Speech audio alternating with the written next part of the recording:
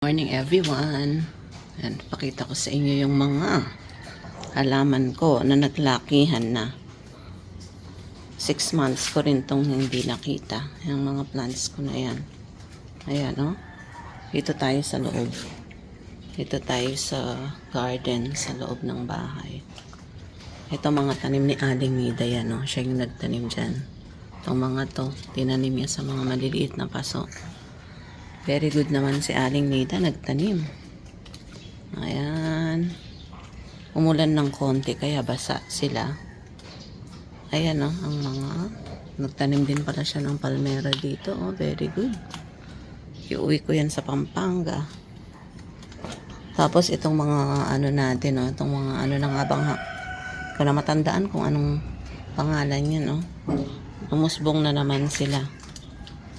Umusbong. Nako, kailangan kong maglinis dito. Tingnan nyo naman ang ating mga rubber plant.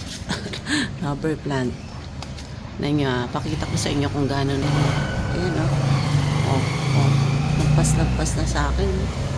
Siguro mga nasa 9 feet na yan. Ayan. Ayan. Itong ugat nito nasa ilalim na ng lupa eh. Kaya mabilis na siyang lumaki. Ayan pa, oh. Ayan ang mga halaman. Oh, ang kakapal na. Kaya kailangan nating magbawas. Ayan. Oh, ito, oh, gumanda na to. In fairness. Ayun pa. Ayun pa. Mga rubber plant. Ano pa bang mga nandito? Ito, oh. Ito yung gustong gusto ko eh. Caladium, if I'm not mistaken. Caladium. Oo, umusbong na naman siya. Ah, ito yung sinasabi ni Gian na natumba.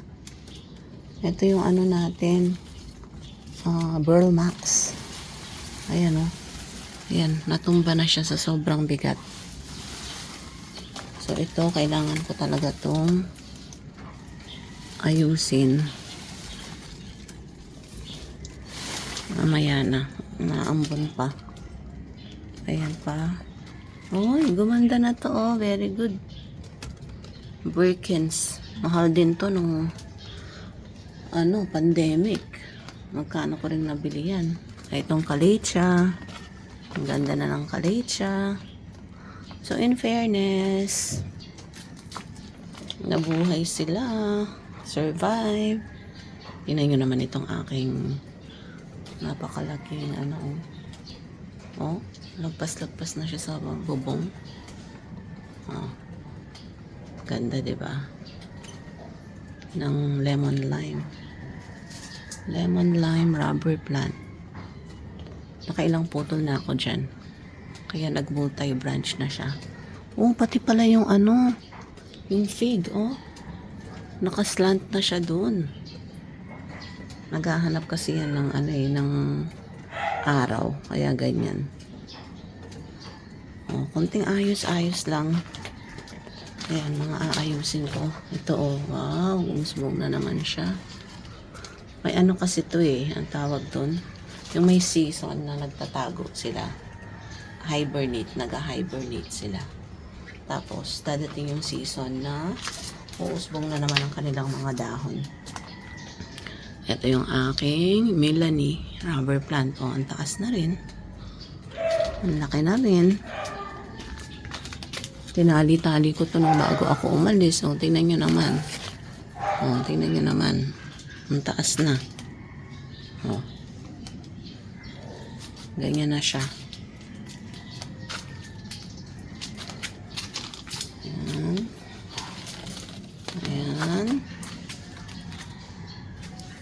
So, yan ang ating mga halaman dito sa loob. Tingnan nyo naman ang photos.